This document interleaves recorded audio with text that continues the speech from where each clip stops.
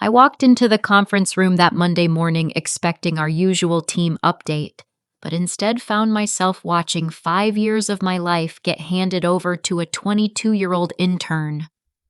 Patricia Wellington Chen, the CEO's daughter-in-law, who had started just 1 week ago, stood at the head of the mahogany table with a smug expression plastered across her face. She adjusted her designer blazer and announced with theatrical authority that my groundbreaking sustainability project would be reassigned to Jake, a college graduate who still asked where the coffee machine was located.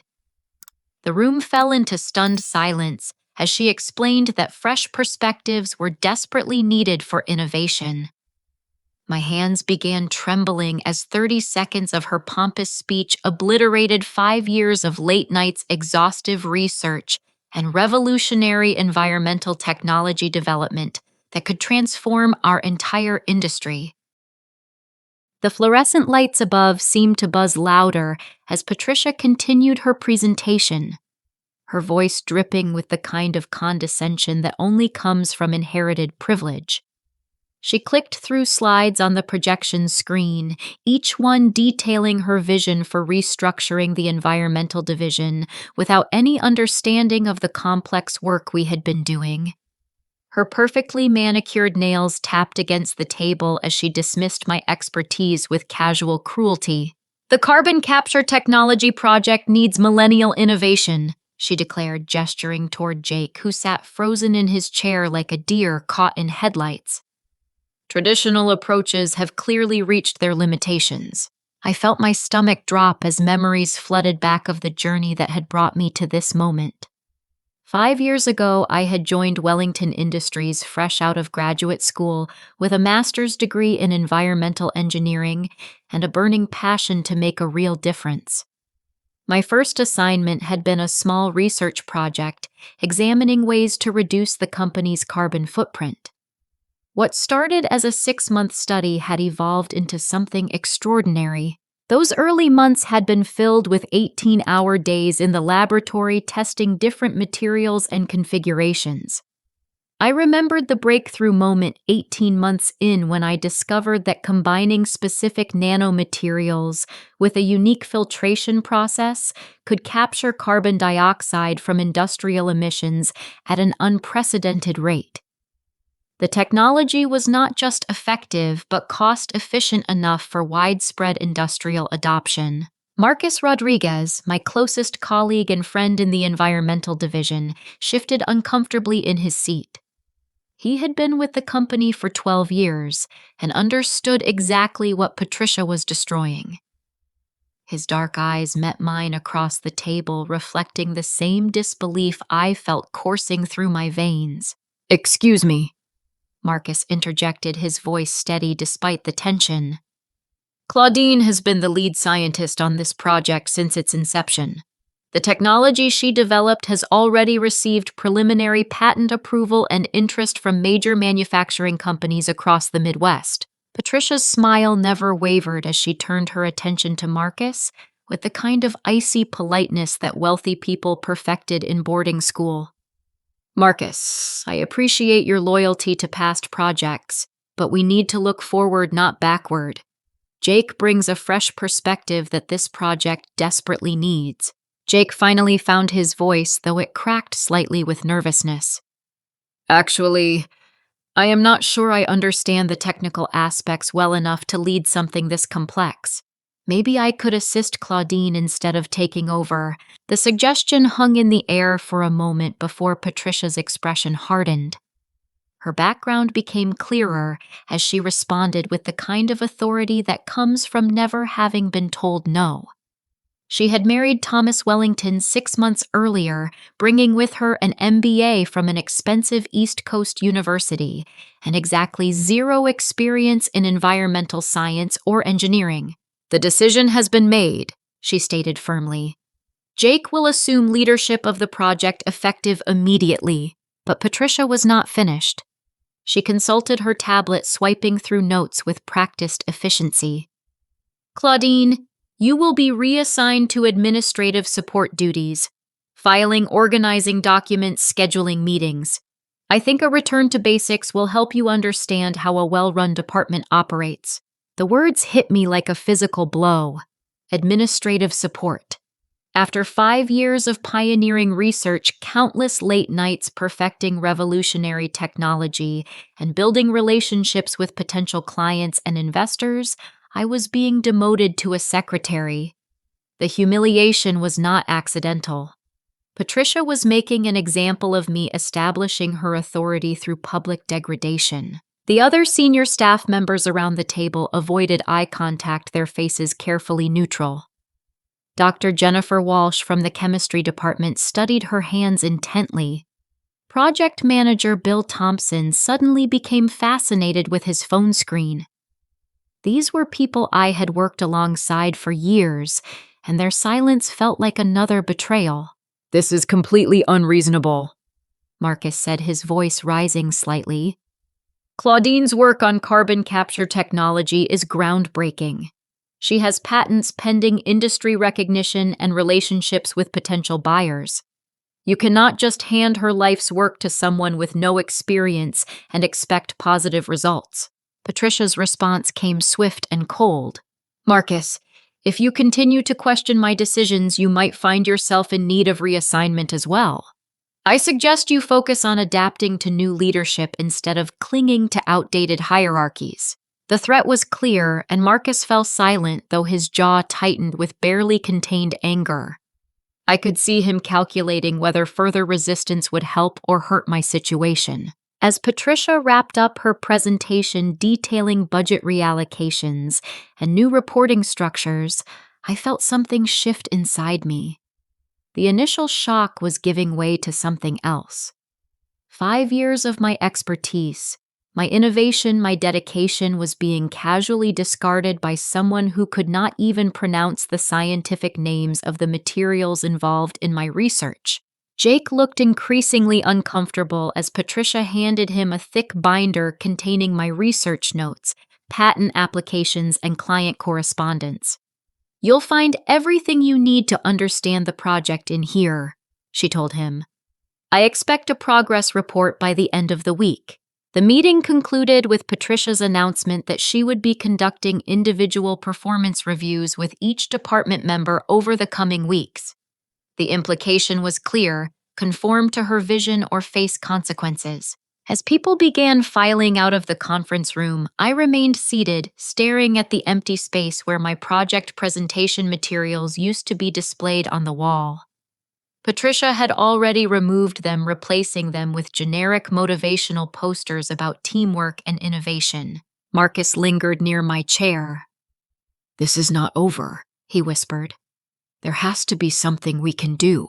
But I was already thinking ahead, my mind racing through possibilities and contingencies. Patricia had made a critical error in her power play, though she did not realize it yet. By publicly humiliating me and making such dramatic changes to my position, she had triggered certain protections I had built into my employment situation. As I gathered my materials and prepared to leave the conference room, I felt a strange calm settling over me. The devastation was real, but underneath it was something else, the beginning of a plan. The walk back to my office felt like a funeral procession through a workplace I no longer recognized. The familiar hallways seemed different now, as if Patricia's reorganization had already changed the very atmosphere of the building. Employees I passed offered sympathetic glances, word of the conference room disaster, spreading quickly through the company's informal communication network. My office was located on the 3rd floor, overlooking the parking lot where I had arrived that morning with such different expectations for the day. The nameplate on my door still read, Claudine Morrison, Senior Environmental Engineer. But I knew those titles would be removed within hours. Inside the walls told the story of my 5-year journey at Wellington Industries. Framed certificates from the Environmental Protection Agency hung next to photographs of me presenting at sustainability conferences across the country. My master's degree from Colorado State University was displayed prominently, along with 3 patents I had been awarded for innovations in carbon capture technology. but it was the collection of newspaper clippings that truly captured my accomplishments. Local engineer develops revolutionary emission control system, read one headline from the Denver Post. Another from Scientific American featured my research in an article about emerging environmental technologies. These were not just personal victories, they represented real progress towards solving climate challenges that affected millions of people. I sank into my desk chair and opened the bottom drawer where I kept important documents. Among them was my original employment contract, a document I had not reviewed in years. As I flipped through the pages, memories of my first day at Wellington Industries came flooding back. Dr. Sarah Chen, my graduate advisor, had helped me negotiate that contract. She had been insistent about including certain protections for intellectual property, having seen too many young engineers have their work appropriated by corporations. Always protect your innovations, she had told me. Companies can change leadership priorities and policies overnight. Make sure you have options if that happens. At the time, her advice had seemed overly cautious. Wellington Industries had a reputation as a progressive company that valued its employees and fostered innovation. The CEO, Robert Wellington, was known for his commitment to environmental responsibility and fair treatment of staff. But Dr. Chen had been through corporate politics before, and she insisted on specific language in my contract. Now, as I read through Section 12 of my employment agreement, her wisdom became crystal clear. The clause was titled, Material Changes in Position and Intellectual Property Rights. It stated that if an employee's job responsibilities were substantially altered or diminished without their consent, and if that employee had developed proprietary technology during their employment, they retained certain rights to that technology if they chose to leave the company within 30 days of the change. The language was complex, but the meaning was unmistakable. Patricia's public reassignment of my project and demotion to administrative duties constituted a material change in my position. If I resigned within 30 days, I could retain rights to any technology I had developed that was not explicitly assigned to the company in writing. My heart began beating faster as I pulled out another drawer containing my research files. Deep inside, I found my original patent applications from 3 years ago. I had filed them under my own name initially before the company policy changed to require automatic assignment of all employee innovations to Wellington Industries. The core technology, the fundamental breakthrough that made my carbon capture system revolutionary, was still legally mine. A smile began forming on my face as the implications became clear. Patricia thought she was taking my work away from me, but she had actually triggered a clause that could give me complete control over it. The technology she had just handed to Jake was built on patents I owned personally. I spent the next 2 hours carefully reviewing every document in my files. The evidence was overwhelming my initial research. My personal patent filings and the employment contract clause all aligned perfectly. Patricia's actions had essentially freed me from any obligation to Wellington Industries while allowing me to retain the most valuable asset I had developed during my time there. But timing would be critical. I needed to resign quickly to trigger the contract protection, and I needed to document exactly what Patricia had done to justify my departure. The words material change in position would need to be supported by clear evidence of the reassignment and demotion. I pulled out my laptop and began drafting my resignation letter, choosing each word carefully. The document needed to be professional but specific, clearly stating that Patricia's actions constituted a fundamental change in my role and responsibilities. I included direct quotes from her announcement and detailed the scope of the demotion from senior engineer to administrative support. As I wrote, I thought about the broader implications of what was happening. This was not just about my career or my hurt feelings. The carbon capture technology I had developed could genuinely help address climate change on a massive scale. In the right hands with proper development and marketing, it could be deployed across industries to significantly reduce greenhouse gas emissions. Under Patricia's leadership with an inexperienced intern at the helm, the project would likely stagnate or fail entirely. The potential environmental impact would be lost along with the economic opportunities for sustainable development. My resignation would be about more than personal vindication. It would be about ensuring that important work continued. The sound of a knock on my office door interrupted my thoughts. Marcus stood in the doorway, his expression tense with concern and anger. "How are you holding up?" he asked, closing the door behind him. "Better than you might expect," I replied, gesturing to the contract and documents spread across my desk. Patricia made a bigger mistake than she realizes. I explained the employment clause and my patent situation, watching Marcus's expression change from sympathy to amazement to excitement. "You mean she just gave you complete freedom to take your technology anywhere you want?" he asked. "That appears to be exactly what she did," I confirmed. "But I need to act quickly. The protection is only valid if I resign within 30 days of the material change in position." Marcus leaned back in his chair, processing the information. "This is incredible. Do you have any idea what you want to do next?" The question had been forming in my mind all afternoon. "I've been contacted by several companies over the past year about licensing my technology. There are investors who have expressed interest in funding a startup specifically around carbon capture innovation. I always turned them down because I was loyal to Wellington Industries." "And now?" Marcus prompted. "Now I'm free to explore those options," I said. "In fact, I think one of those investors is scheduled to be at today's board meeting." Marcus's eyes widened as he understood the implications. "The 3 o'clock presentation that Patricia mentioned. They're expecting to showcase your technology to potential partners." "Exactly," I confirmed. "And I'm going to resign about an hour before that meeting begins." The plan was taking shape in my mind with crystalline clarity. Patricia had created a situation where my departure would cause maximum disruption to the company while providing me with maximum leverage for my future.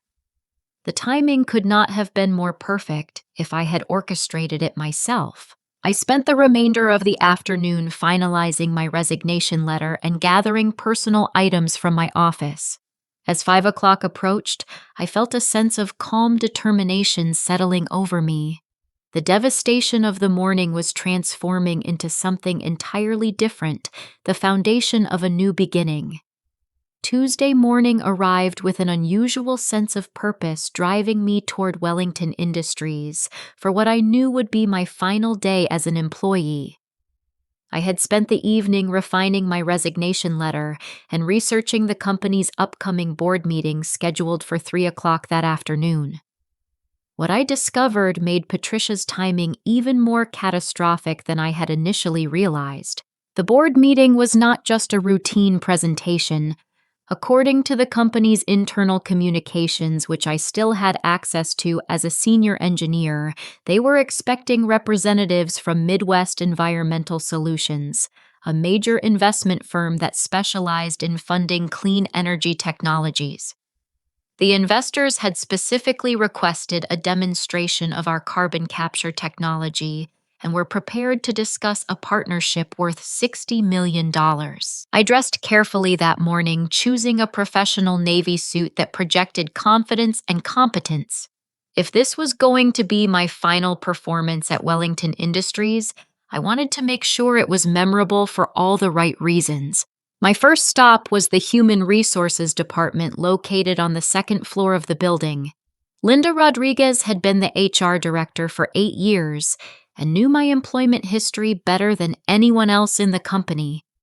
She was a thoughtful woman in her early 50s who had built a reputation for fair dealing and employee advocacy. Linda's office was organized and welcoming with family photographs and plants, creating a warm atmosphere that contrasted sharply with the corporate sterility of most executive spaces. She looked up from her computer screen as I knocked on her open door. "Claudine, good morning. How are you feeling after yesterday's meeting?" Her concern was genuine, and I could see that news of Patricia's reorganization had already reached her desk. "Actually, that's what I wanted to discuss with you," I replied, taking a seat in the chair across from her desk. "I've made a decision about my future with the company." Linda's expression grew more serious as she sensed the gravity of my visit. "What kind of decision?" I handed her my resignation letter, carefully typed and formatted according to corporate standards. "I'm resigning from my position effective immediately." Linda took the letter and read it slowly, her eyebrows rising as she processed the language about material changes in position and the citation of my employment contract clause. She had been in human resources long enough to recognize the legal implications immediately. "Claudine, this is a very serious step," she said, setting the letter down on her desk. "Have you thought about other options? Maybe I could speak with Patricia about reversing some of these reassignments." "I appreciate that offer, but my decision is final," I replied. "Patricia made it clear yesterday that she considers my expertise and experience to be obstacles to her vision for the department. I don't see any possibility for productive collaboration under those circumstances." Linda nodded slowly, understanding the situation better than most. She had likely already received complaints from other employees about Patricia's management style and unrealistic demands.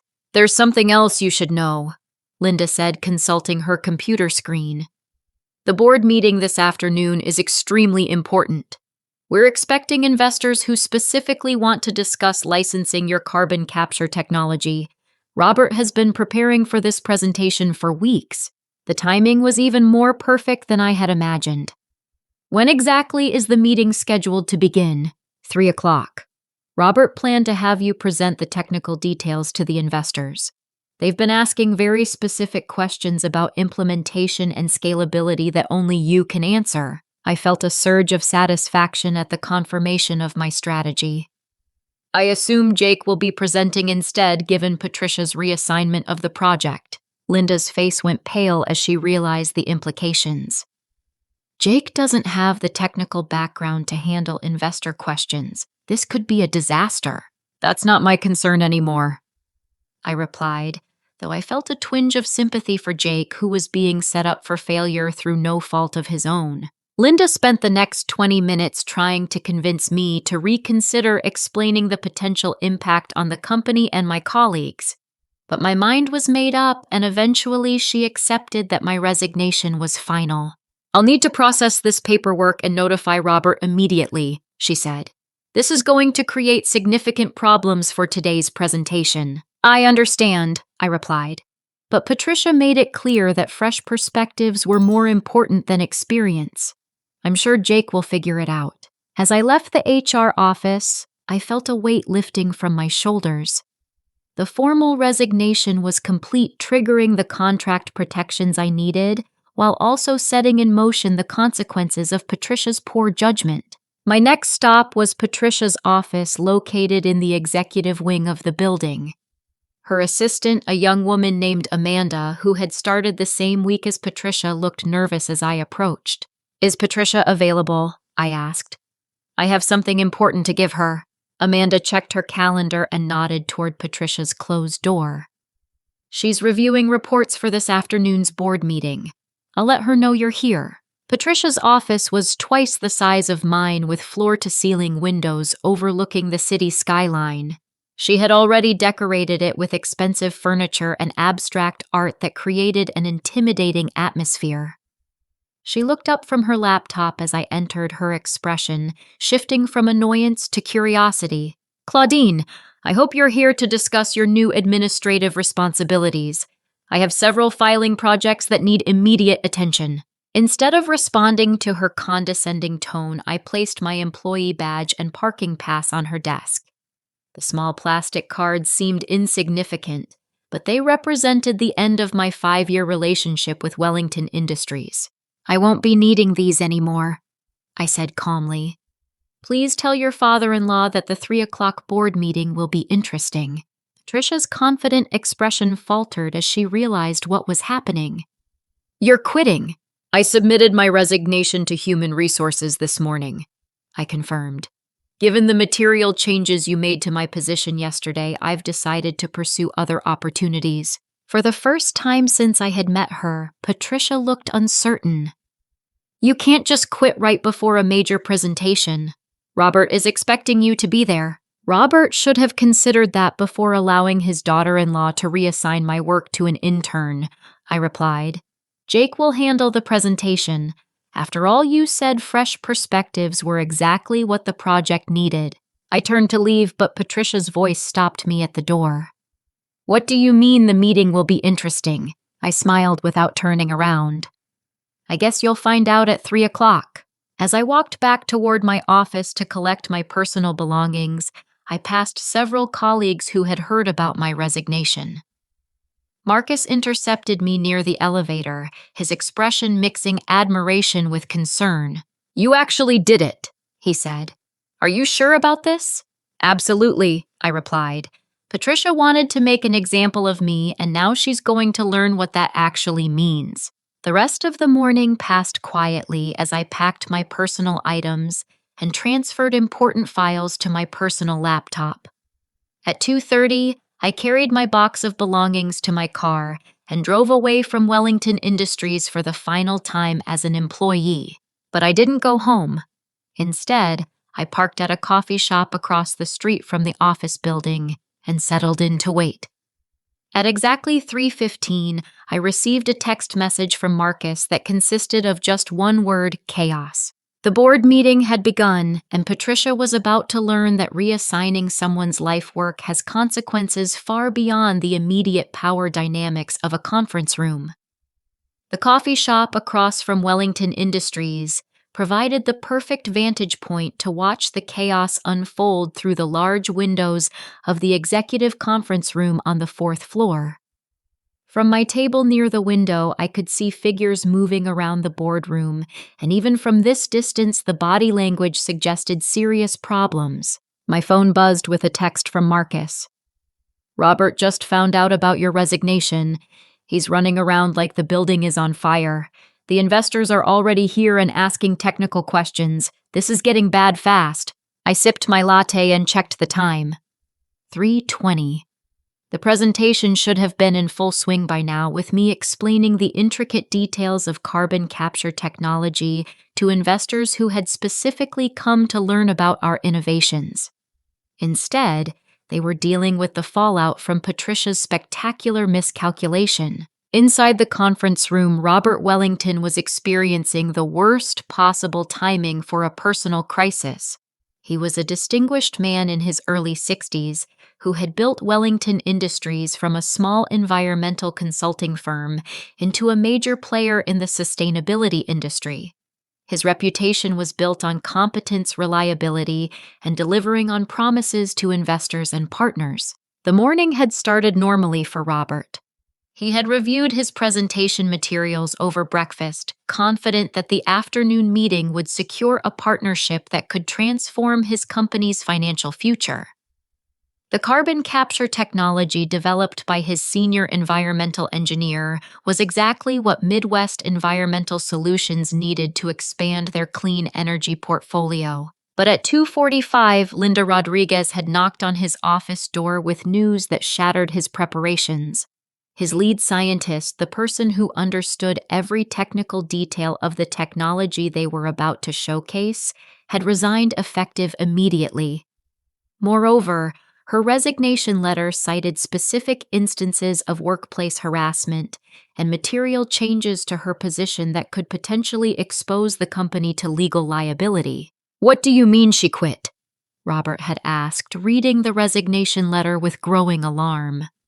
We have investors arriving in 15 minutes who specifically want to hear about her technology. Patricia reassigned her entire project to Jake Morrison yesterday, Linda explained. She also demoted Claudine to administrative support duties. The resignation letter documents everything. Robert's face had gone through several color changes as he processed the implications. Patricia did what without consulting me on the day before our biggest presentation of the year. I tried calling you yesterday, but you were in meetings with the legal department about the Henderson contract, Linda had said. I thought you knew about the reassignments. Now, 20 minutes into what should have been a triumphant presentation, Robert was facing three sophisticated investors with technical backgrounds who had come prepared to discuss advanced engineering concepts with an expert.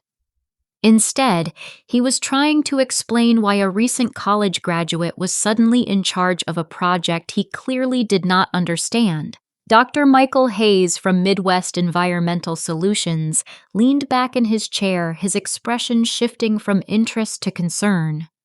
He was a chemical engineer with 30 years of experience in environmental technology, and he could immediately recognize when someone was out of their depth. "Mr. Morrison," Dr. Hayes said, addressing Jake directly, "can you explain the specific nanomaterial composition that makes your filtration system more efficient than existing carbon capture methods?" Jake's face flushed red as he flipped through the binder Patricia had given him, searching for information he could not comprehend. "The nanomaterials are, well, they're very small, and they work really well with the filtration process." Sarah Chen, the financial analyst from Midwest Environmental Solutions, exchanged glances with her colleagues. "We were hoping to discuss scalability projections and cost analysis for industrial implementation. Do you have specific data about efficiency rates at different production volumes?" "I think the data is in here somewhere," Jake said, continuing to flip through pages filled with technical drawings and complex mathematical formulations that might as well have been written in a foreign language. Patricia sat at the far end of the table, her earlier confidence completely evaporated. She had thought that managing a technical presentation would be a simple matter of reading from prepared materials and answering basic questions. The depth and sophistication of the investors' inquiries was exposing her complete lack of understanding about the work her department actually did. Robert tried to salvage the situation by jumping in with general information about the company's environmental initiatives, but the investors were not interested in corporate overview presentations. They had come for specific technical details that only Claudine could provide. "Excuse me," Dr. Hayes interrupted, "but we were told that we would be meeting with the lead engineer who developed this technology. Where is Claudine Morrison? We've been corresponding with her directly about this meeting for several weeks." The question hung in the air like a bomb waiting to explode. Robert looked at Patricia, who was studying her hands with intense concentration, clearly hoping to disappear from the room entirely. "Ms. Morrison is no longer with the company," Robert said finally, the words feeling like glass in his throat. "She resigned this morning." Dr. Hayes sat forward, his business demeanor sharpening. "She resigned on the day of our presentation. That seems like rather unusual timing."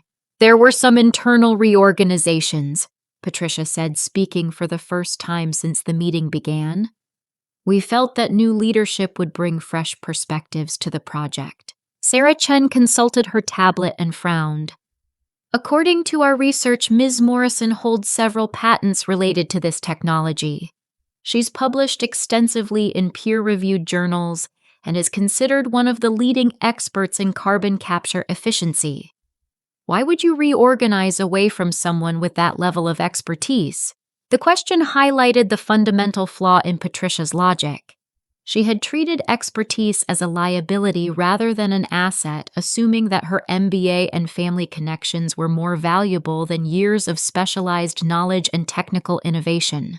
"I believe in empowering younger employees," Patricia replied, but her voice lacked conviction. "Jake represents the kind of innovative thinking we need to move forward." Dr. Hayes turned his attention back to Jake, who was now visibly sweating. "Mr. Morrison, what's your educational background in environmental engineering?" "I have a bachelor's degree in business administration with a minor in environmental studies," Jake admitted. "But I'm very passionate about sustainability." The silence that followed was deafening.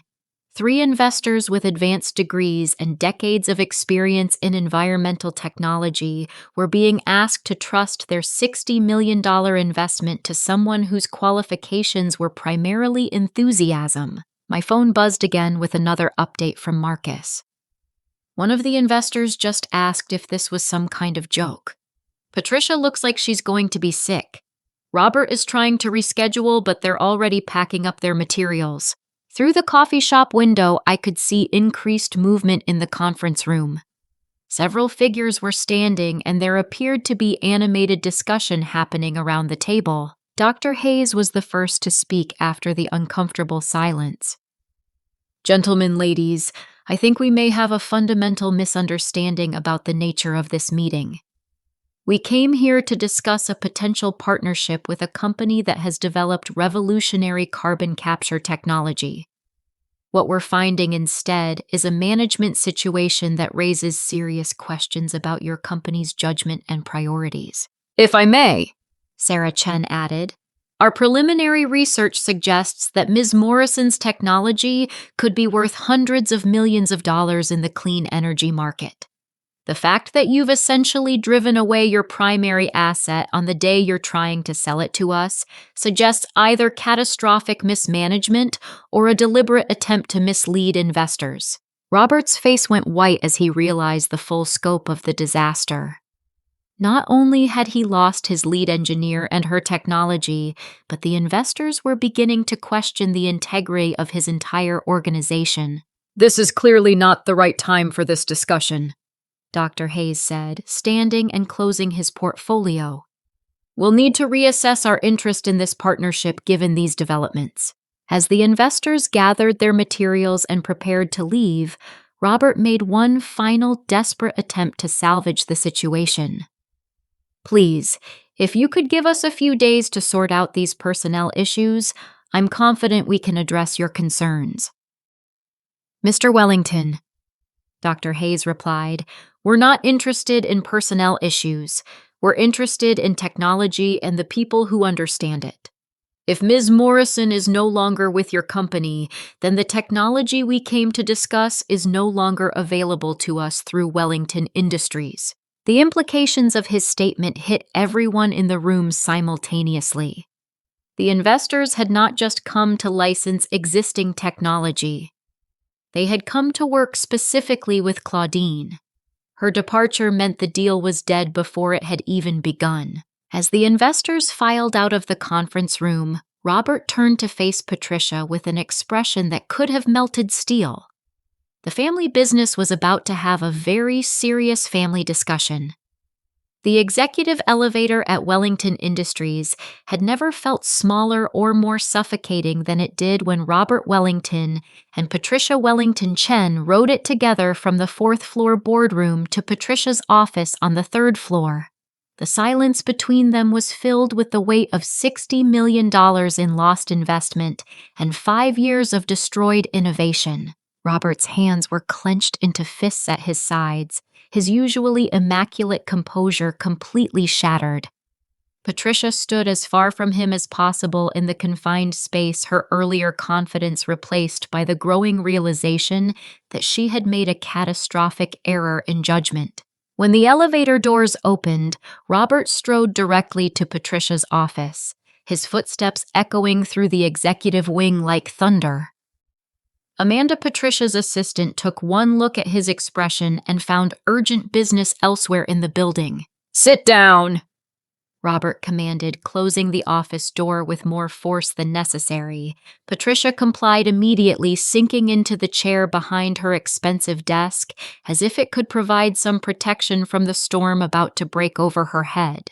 "Explain to me," Robert began, his voice deadly quiet, "how my daughter-in-law, who has been with this company for exactly 1 week, decided to reassign our most valuable employee's project to an intern without consulting me, without involving human resources, and on the day before the most important investor meeting of the year."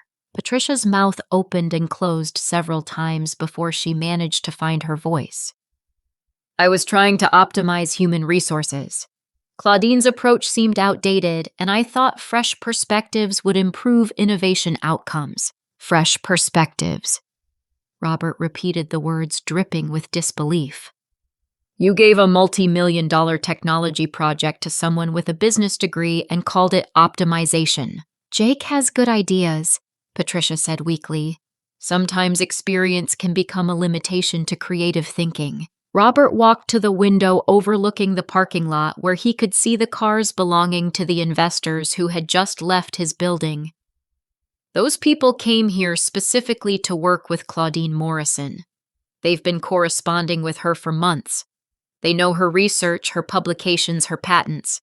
And you decided that what they really needed was to meet a recent college graduate with enthusiasm. The full scope of Patricia's mistake was becoming clearer with each word.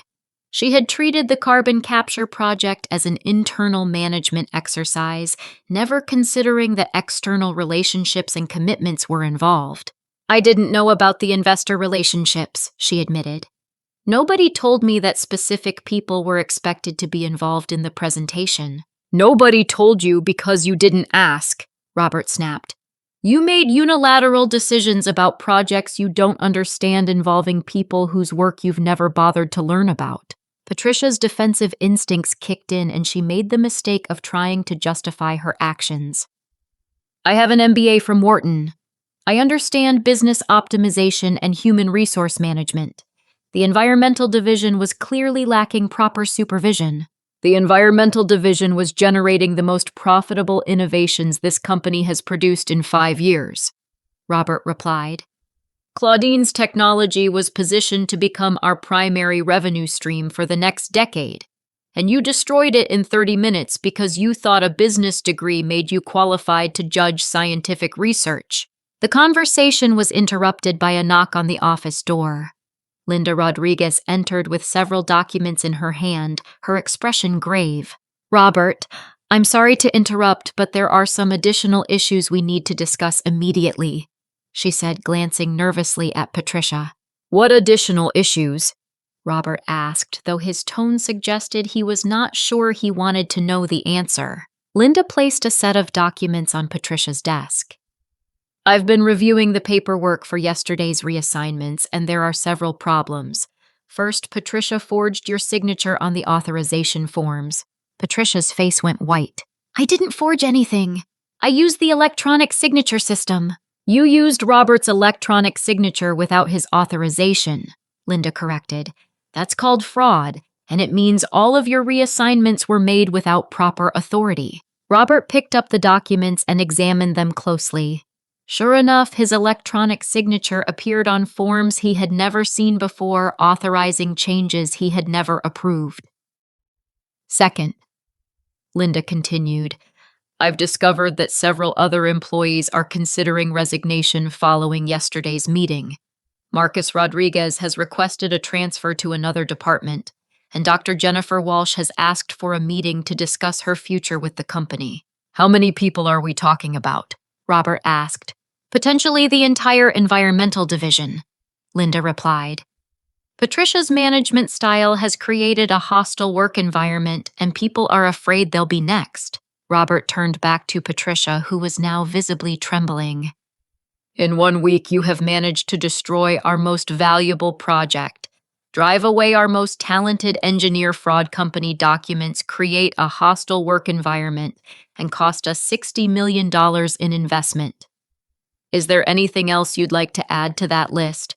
Before Patricia could respond, there was another knock on the door. This time it was Thomas Wellington, Robert's son, and Patricia's husband. He entered the office looking confused and concerned. Dad, what's going on? I just ran into some people in the lobby who said they were investors and they looked pretty upset. Robert gestured toward his daughter-in-law. Your wife just single-handedly destroyed the biggest deal in our company's history. Thomas looked back and forth between his father and his wife, trying to understand the situation. What are you talking about? Patricia reassigned Claudine Morrison's carbon capture project to an intern and demoted her to administrative duties, Robert explained. Claudine resigned this morning, and the investors who came to meet with her just walked out of our presentation. Thomas's expression shifted from confusion to horror as he understood the implications. The Midwest Environmental Solutions deal. The $60 million partnership. Dead, Robert confirmed. along with any other potential deals involving Claudine's technology, since she now owns the patents and is free to take them anywhere she wants. Thomas turned to face his wife, and for the first time since entering the office, Patricia saw genuine anger in his eyes. Their marriage was already strained due to career conflicts and family pressure, and this disaster was adding fuel to fires that were already burning. "Patricia, how could you do something this stupid?" Thomas asked. "Do you have any idea what this company means to our family?" "I was trying to help," Patricia said, her voice barely above a whisper. "I thought I could make improvements." "You thought you could walk into a company you know nothing about and immediately start reorganizing projects you don't understand," Thomas replied. "That's not helping. That's sabotage." Robert had heard enough. "Linda, I want you to document everything that happened yesterday and today. I want a complete record of Patricia's actions, the forged signatures, and the resulting consequences." "Already in progress," Linda confirmed. "I should have everything ready within an hour." "Good. Patricia, you're terminated effective immediately. Security will escort you from the building and you'll receive information about Cobra and your final paycheck through HR. Patricia's composure finally cracked completely. "You can't fire me. I'm family." "You were family," Thomas said quietly. "Now you're a liability." As if summoned by the tension in the room, 2 security guards appeared in the doorway. Robert must have called them during one of the many pauses in the conversation. "Gentlemen, please escort Mrs. Wellington Chen from the building and ensure she returns her access cards and any company property." As Patricia was led away, still protesting and making desperate appeals to Thomas, Robert slumped into a chair and put his head in his hands. $60 million, he said quietly. 5 years of research and development. Our best engineer. All gone because she thought she knew better. Thomas sat down across from his father, the weight of the family business disaster settling over both of them. "Is there any way to fix this?" Thomas asked. "Can we get Claudine back?" Robert looked up, and for the first time in the conversation, there was a hint of hope in his expression. "Maybe," he said, "but it's going to cost us a lot more than we ever imagined." The next morning brought a sense of liberation I had not experienced in years. For the first time in 5 years, I woke up without an alarm clock, without the weight of corporate deadlines, and without the need to navigate office politics. Instead, I had 3 voice messages on my phone from companies that wanted to discuss my carbon capture technology. The first call was from Dr. Michael Hayes at Midwest Environmental Solutions. "Ms. Morrison, I hope you'll forgive the direct contact, but yesterday's meeting at Wellington Industries was quite illuminating. We'd like to discuss potential opportunities for collaboration that don't involve your former employer. Please call me at your earliest convenience." The second message came from Green Tech Innovations, a startup incubator that specialized in environmental technology. They had apparently heard about my situation through industry networks and wanted to explore funding options for independent research. The third call was the most intriguing. It came from Sandra Kim, the CEO of Clean Energy Partners, one of the largest environmental consulting firms on the West Coast. "Claudine, we've been following your work for 2 years. If you're interested in starting your own company with substantial backing, we should talk immediately. I was reviewing these opportunities over coffee when my phone rang with a call from Marcus Rodriguez. "Claudine, you need to know what's happening over here," he said without preamble. "Robert Wellington called an emergency meeting this morning. He's trying to figure out how to get you back." "I'm not coming back," I replied immediately. That bridge was burned yesterday when Patricia decided to humiliate me in front of my colleagues. "I know, and I told him that," Marcus said. "But he's desperate.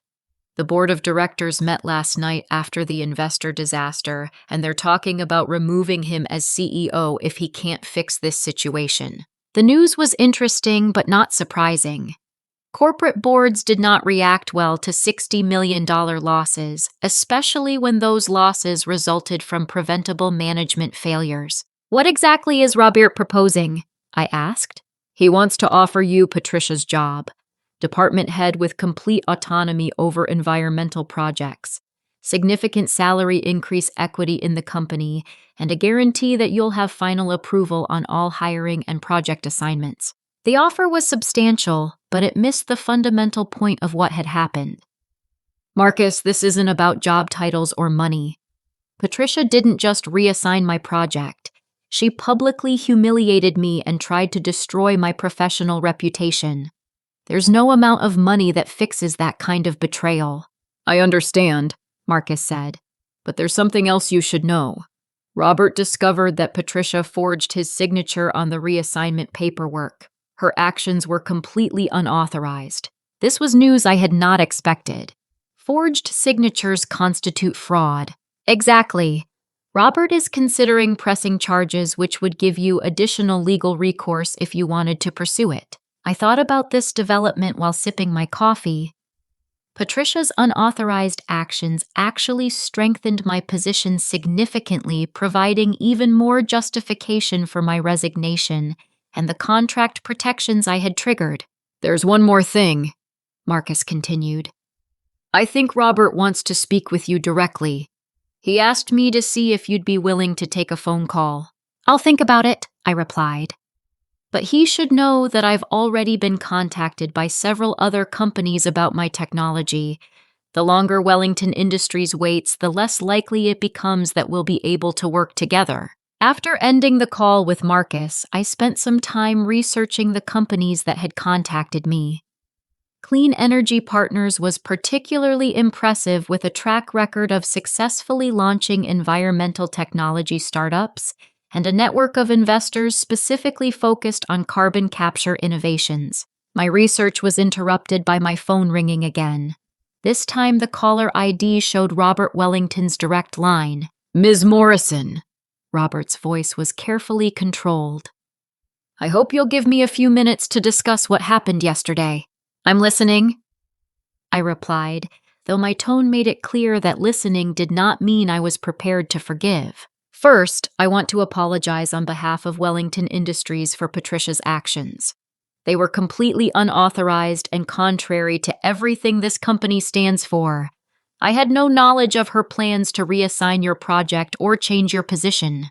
That's an interesting defense, I said, but it raises questions about your oversight of department heads and your awareness of major project decisions. Robert was quiet for a moment, clearly struggling with the implications of my observation. You're absolutely right. I delegated too much authority too quickly to someone who was not prepared for the responsibility. Robert, I appreciate the apology, but Patricia's actions revealed fundamental problems with Wellington Industries that go beyond poor judgment by one person. She was hired into a senior position without any relevant experience, given authority over projects she didn't understand, and allowed to make unilateral decisions that affected people's careers and the company's future. I understand your concerns, Robert replied, but I'm prepared to make significant changes to address these issues. I'd like to offer you the position of Environmental Division Director with complete autonomy over your department and your projects. I already have complete autonomy, I pointed out. I own the patents for the technology that your investors came to see, and I have multiple companies interested in partnering with me to develop it further. The silence on Robert's end of the line was telling. He was beginning to understand that my resignation had fundamentally changed the power dynamic between us. What would it take to convince you to come back? He asked finally. Robert, that's the wrong question. The question you should be asking is whether Wellington Industries is the right place to develop revolutionary environmental technology, or whether that work would be better done somewhere else. And what's your answer to that question? I had been thinking about this since Patricia's announcement the day before. My answer is that innovation requires respect for expertise, commitment to long-term thinking, and protection for the people who do the hard work of research and development. Based on what I experienced yesterday, Wellington Industries is not prepared to provide that environment. But with Patricia gone and with you in charge of the environmental division, those problems would be solved, Robert argued. Patricia was a symptom, not the cause, I replied. The cause was a corporate culture that values family connections and quick fixes over competence and sustained effort. Removing one person doesn't change that culture. Robert tried several more approaches during our conversation, offering increased compensation, equity stakes, and various forms of autonomy. But with each offer, it became clearer that he was thinking about short-term solutions to long-term problems. Finally, I decided to make my position completely clear. Robert, I'm not interested in returning to Wellington Industries under any circumstances, but I am willing to discuss a licensing arrangement for my carbon capture technology. A licensing arrangement. I retain ownership and control of the technology. Wellington Industries pays licensing fees for the right to use it in specific applications. I continue my research and development independently, and you get access to innovations that can keep your company competitive. What kind of licensing fees are we talking about? Robert asked, though I could hear the reluctance in his voice. 20% of gross revenue from any products or services that use my technology, with a minimum annual payment of $5 million and the right to terminate the license if Wellington Industries fails to meet certain performance standards. The terms were substantial, but they reflected the value of what I had developed and the leverage my position provided.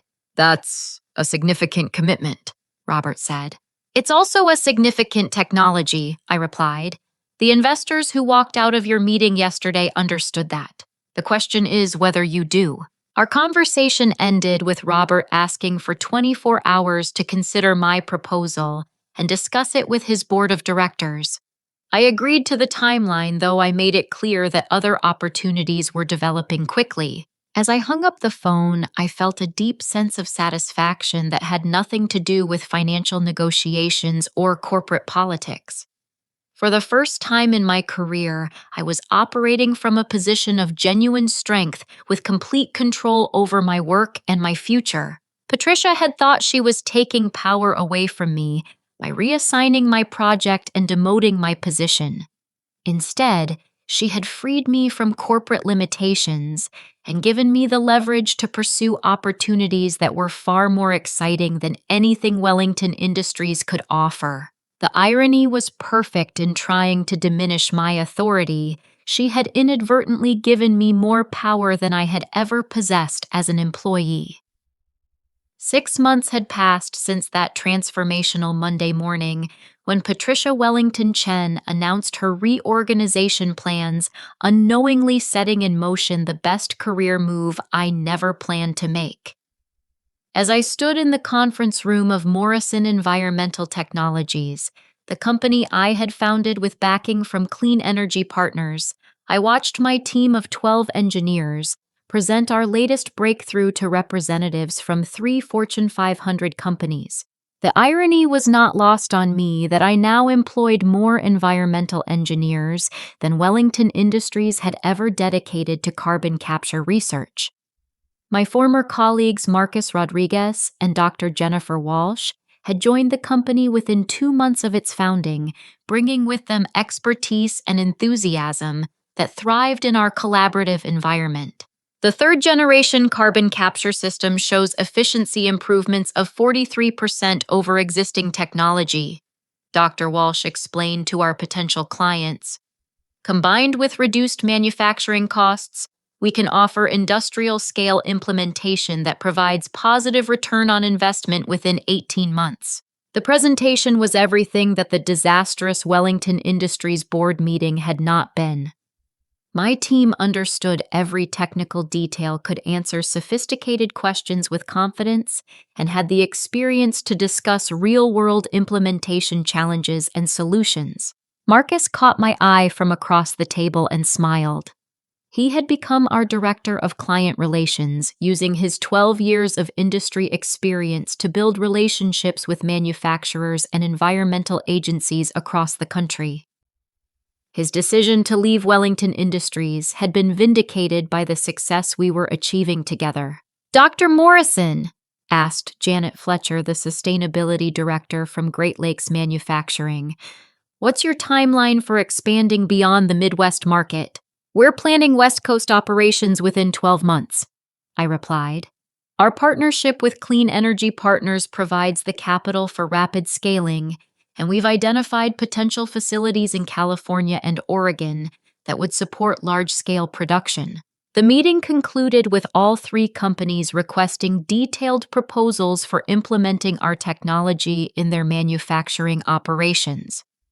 Combined, the potential contracts represented over $200 million in revenue over 5 years, far exceeding anything Wellington Industries had ever achieved in environmental technology. As our guests gathered their materials and exchanged business cards with my team, I reflected on the journey that had brought us to this moment. Patricia's attempt to destroy my career had instead catalyzed the creation of something far more significant than I could have imagined while working within corporate constraints. The contrast with my former employer was stark. According to industry reports, Wellington Industries had struggled since my departure. Without access to cutting-edge carbon capture technology, they had lost several major contracts to competitors. Robert Wellington had been forced to restructure the environmental division, ultimately selling it to a larger corporation to avoid bankruptcy. Patricia herself had become something of a cautionary tale in business circles. Her termination from Wellington Industries, combined with her divorce from Thomas Wellington, had made her virtually unemployable in environmental consulting. The last I had heard, she was working for a small marketing firm in a different state as far from environmental technology as possible. But the most satisfying outcome was not Patricia's downfall or even Wellington Industries' struggles. It was the environmental impact we were achieving through unrestricted innovation and proper support for scientific research. Our technology had been implemented in 47 manufacturing facilities across 8 states, removing over 2 million tons of carbon dioxide from the atmosphere annually. The work that Patricia had dismissed as outdated thinking was now helping address climate change on a scale that would have been impossible within the limitations of corporate bureaucracy. Jake Morrison, the intern who had been thrust into an impossible situation, had actually thrived after my departure. Without the pressure of leading a project beyond his capabilities, he had been able to learn and contribute meaningfully to environmental initiatives. He was now pursuing a master's degree in environmental engineering, with plans to join our company after graduation. "Claudine," Marcus said as the conference room emptied, "do you ever wonder what would have happened if Patricia had just left you alone?" I considered the question while watching my team celebrate another successful presentation.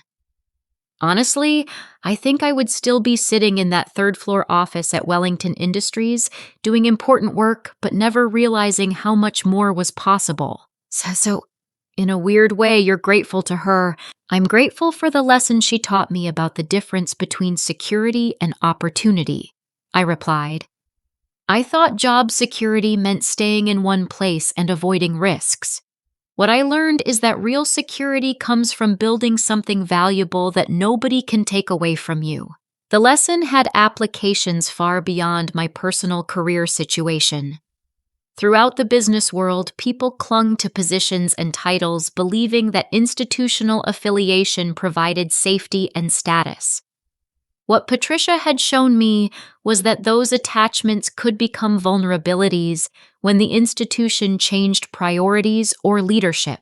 True professional security came from developing expertise that created value regardless of organizational context.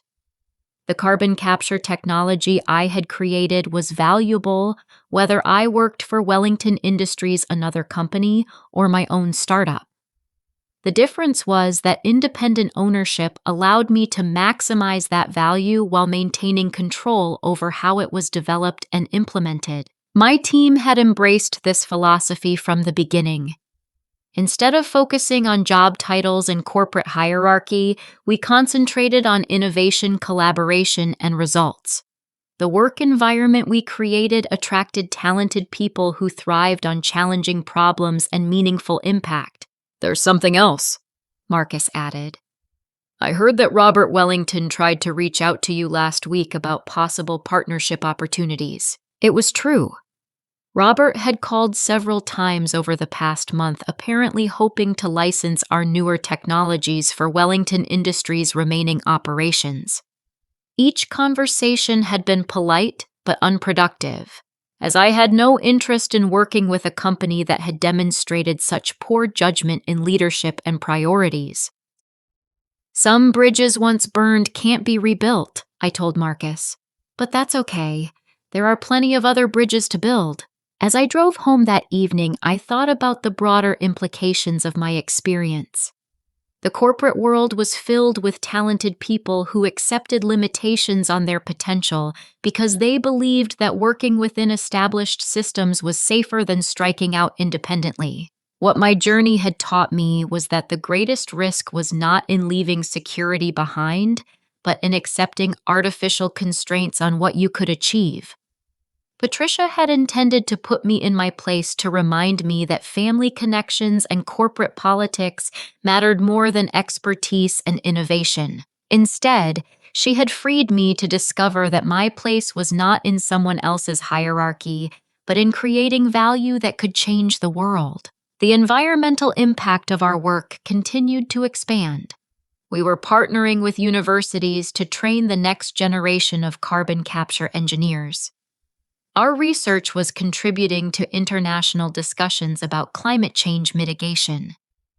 The technology that Patricia had casually reassigned to an intern was now part of the global effort to address one of humanity's greatest challenges. Looking back, I could see that the real turning point had not been Patricia's announcement, or my resignation, or even the founding of my own company.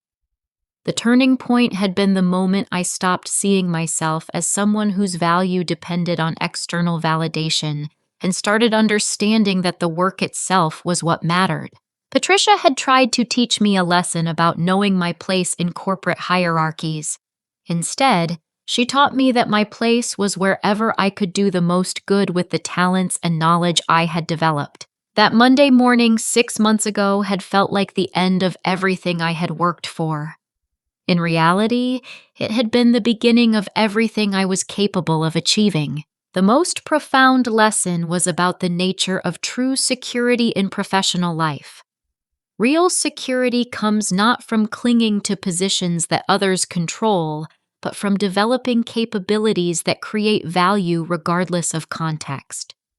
When you own your expertise, your innovation, and your integrity, you can weather any storm and seize any opportunity. Patricia thought she was demonstrating power by taking away my project.